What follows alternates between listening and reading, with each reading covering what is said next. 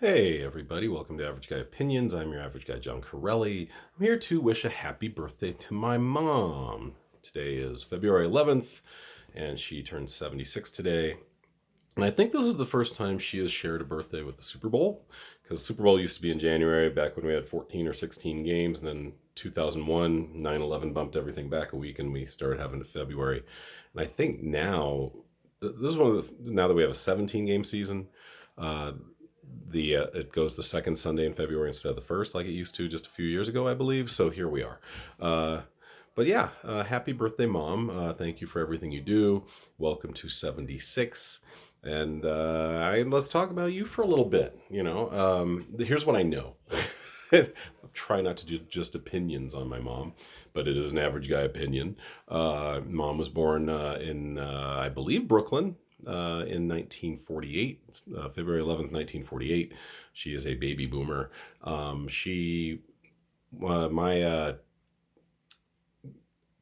actual grandfather, my maternal grandfather, her dad, left pretty early on. Kind of freaked out, I think, when he got my grandmother pregnant with my mom. And I think he was there minimally for the first couple of years. My first understanding of it was that he just bailed. But now my mom has kind of educated me on that he was there, I believe, into her toddler years, at least sporadically. And then after that, we don't know. We know his name is Polino. We know that's his last name. And she has sometimes gotten into looking for him. And I don't know if he's still alive or not. Last we heard, I think he was in New Jersey. So my mom generally grew up fatherless, at least for the first few years. And there was a community kind of, how do we put it? I think that's still done today. You have grandparents, everyone pitches in when it matters for the most part. When a child was missing a parent, grandparents jump in. That's what happened with my mom. She told me about growing up in Brooklyn, and I love some of the stories she told. For a while, I think they lived above a candy store. And it sounds like it was almost like 10 years before West Side Story, right? Like it was just a bunch of people just trying to survive. And then she lived over a bar. And I love this. This is one of my favorite things that she's told me. The bar was called Schlumpy's. And sometimes she would go down there and, it was just people drinking beers and my mom was there and then they'd get her out of there. But that she also, like I said, frequented the candy store back when candy was a penny. And then she had some experiences growing up that she's told me about. One was, I don't know how old she was, but she's pretty young. I know that. And she went to a racially mixed school because it was Brooklyn, New York, right? And apparently some black girls followed her home and spit all over her, spit all into her hair.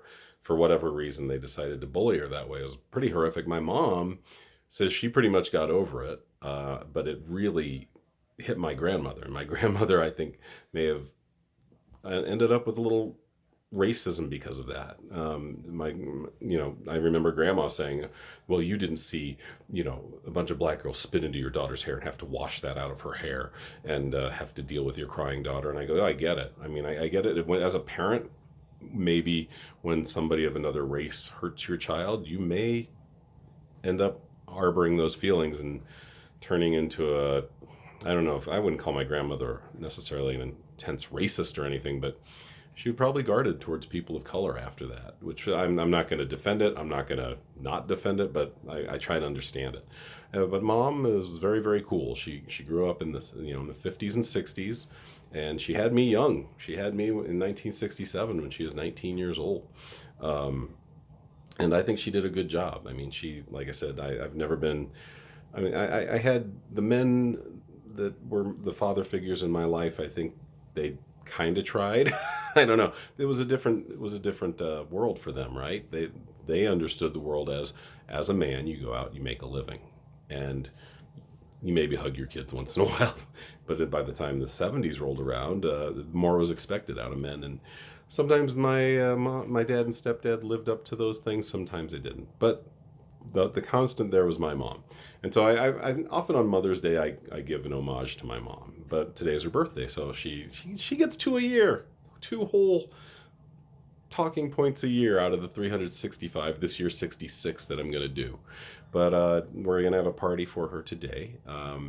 After the party, the Super Bowl is on. So I will probably do a 10-minute rant about the Super Bowl after this video because, I just, football, Super Bowls in general, I'm just kind of getting past it. I'm starting to not waste my time with that stuff anymore. But let's get back to mom.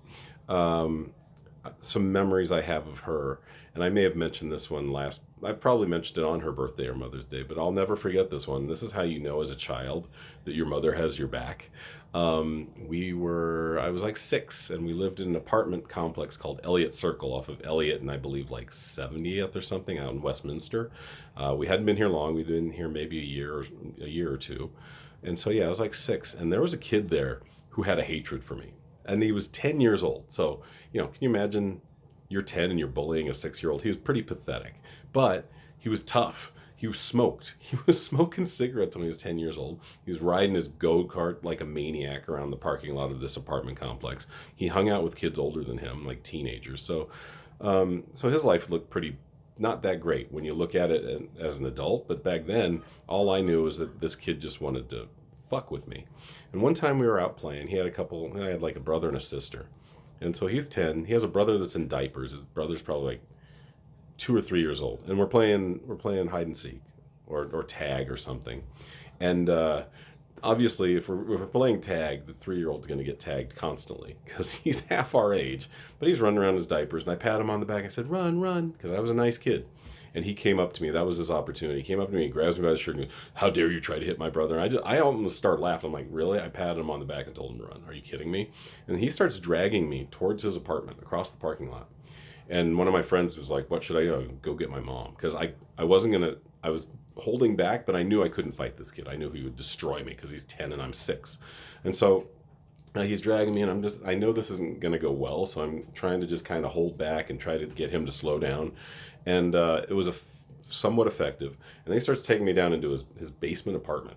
So there's a flight of stairs, and then there's 2 doors there, right? So one on each side, I believe, maybe 4. But there's his apartment's right at the bottom of these stairs. And so that's when I started really like, if this apartment door gets shut behind me, even at 6, I knew this could go really badly. So that's when I started. I didn't start swinging and trying to fight him still, but that's when I started resisting. And so he opens the door, somehow gets the door open, and at this point I'm just like pushing against the door, not letting him let me in. And his fat Jabba the Hutt piece of shit, whatever in his life, the stepdad, dad, I don't know. He's sitting at around, and he's morbidly obese. He's probably 300 or 400 pounds, and he's just sitting there. And this kid tells him this lie that I was somehow abusing a toddler, and the guy starts. I don't even remember him saying it was. Blah, blah, blah. I mean, he's probably so fat I couldn't even understand him anyway. He starts taking off his belt, like he's gonna fucking whip me. Then the only side of the story he has is this 10-year-old piece of shit that he hasn't raised well, and so I start really resisting. And all of a sudden I hear, "Hey!" And I look up the stairs, and my mom's there like a fucking angel, like a god. It was something out of a movie. Like, she's all backlit, and she's just looking down like, all right, it's on now. She comes down those stairs, and she's like, "What the hell's going on here?" Or something. I can't remember the dialogue, 'cause it's 50 years ago, literally. And the guy's like, "Bleh," and she's like, "You fuck off!" And she shoves this kid out of the way, just shoves him. It was great, and goes, "We're out of here." And she just grabs me, and we go up the stairs, and that was it. And I was like, now that's a mom. And I've known that now for 50 years, how strongly she's at my back, and it's a big deal.